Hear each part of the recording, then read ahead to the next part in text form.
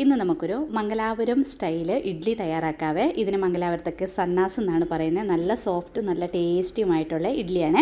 ഈ ഇഡ്ഡലി തയ്യാറാക്കാനായിട്ട് ഒരു പാത്രത്തിലേക്ക് നമുക്ക് ആദ്യം തന്നെ അരി ഒന്ന് കുതിർക്കാനിടാം. അതിനായിട്ട് ഞാനിവിടെ 3 കപ്പ് പച്ചരി എടുത്തിട്ടുണ്ട്. സാധാരണ നമ്മുടെ ഇഡ്ഡലിയും ദോശയൊക്കെ തയ്യാറാക്കാൻ ഉപയോഗിക്കുന്ന പച്ചരി ഉണ്ടല്ലോ, അത് 3 കപ്പാണ് എടുത്തിരിക്കുന്നത്. ഇനി അതേ കപ്പിൽ തന്നെ 1/2 കപ്പ് പുഴുക്കലരി, മട്ട അരി ഉണ്ടല്ലോ, നമ്മൾ സാധാരണ വീട്ടിൽ ചോറൊക്കെ വെക്കുന്ന അരി ഉണ്ടല്ലോ, അതൊരു 1/2 കപ്പ് എടുത്തിട്ടുണ്ട്. ഇനി ഇതിലേക്ക് നമുക്ക് ഉഴുന്ന് ചേർത്ത് കൊടുക്കാം. അതേ കപ്പിൽ തന്നെ ഞാനൊരു 3/4 കപ്പോളം ഉഴുന്നെടുത്തിട്ടുണ്ട്. ഉഴുന്ന് കുറച്ച് കൂടിയാലും കുഴപ്പമൊന്നുമില്ല. ഇപ്പം 3/4 കപ്പോളം മതി നമുക്ക്. ഇനി ഇതിലേക്ക് നമ്മൾ ചേർക്കുന്നത് ചൗവരിയാണ്. നമ്മൾ പായസമൊക്കെ തയ്യാറാക്കാനായിട്ട് ഉപയോഗിക്കുന്ന ചൗവരി ഉണ്ടല്ലോ, അത് ഒരു 1/2 കപ്പോളം ചേർത്ത് കൊടുക്കണം. നല്ല സോഫ്റ്റുമാണ് ടേസ്റ്റുമാണ് ചൗവരി ചേർത്ത് നമ്മൾ ഇഡ്ഡലി തയ്യാറാക്കാൻ നേരത്ത്. ഇനി ഇതെല്ലാം നന്നായിട്ട് കഴുകി ആവശ്യത്തിന് വെള്ളം ഒഴിച്ച് നമുക്കൊരു 4 തൊട്ട് 5 മണിക്കൂർ ഇത് കുതിരാൻ വെക്കാം. അത് കഴിഞ്ഞിട്ട് നമുക്ക് ഗ്രൈൻഡർ ഉണ്ടെങ്കിൽ ഗ്രൈൻഡറിൽ തന്നെ അരയ്ക്കണേ. ഗ്രൈൻഡർ ഇല്ലെങ്കിൽ മിക്സിക്കകത്തും അരയ്ക്കാം. ഒട്ടും തരിയില്ലാതെ നല്ല നൈസായിട്ട് വേണം അരയ്ക്കാൻ. സാധാരണ നമ്മൾ ഇഡ്ഡലിക്ക് മാവ് അരയ്ക്കുമല്ലോ, അതുപോലെ തന്നെ അരച്ച മാവ് നമുക്ക് വേറെ പാത്രത്തിലേക്ക് ആക്കി കൊടുക്കാം. ഇനി ഇതിലേക്ക് 1 സ്പൂൺ പഞ്ചസാരയും 1 നുള്ളു ഈസ്റ്റും ചേർത്ത് നന്നായിട്ട് മിക്സ് ചെയ്ത് നമുക്ക് വെക്കാം. ഓവർനൈറ്റ് ഞാനിപ്പോൾ റെസ്റ്റ് ചെയ്യാനായിട്ട് വെച്ചിരുന്നു. രാവിലെ ആയപ്പോൾ കണ്ടോ നമ്മുടെ ഇഡ്ഡലി മാവ് നന്നായിട്ട് ഇതുപോലെ പൊങ്ങി വന്നിട്ടുണ്ട്.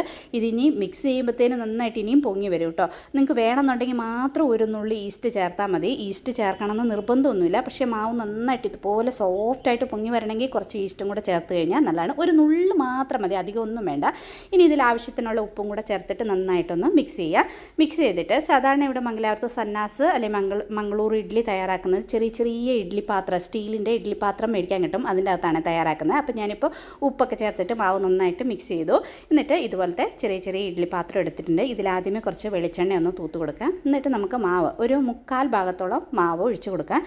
ഈ ഇഡ്ഡലി നന്നായിട്ട് പൊങ്ങി വരും. അപ്പം ഒരു 3/4 ഭാഗത്തോളം മാവ് നമ്മൾ ഒഴിച്ച് കൊടുക്കാവുള്ളൂ.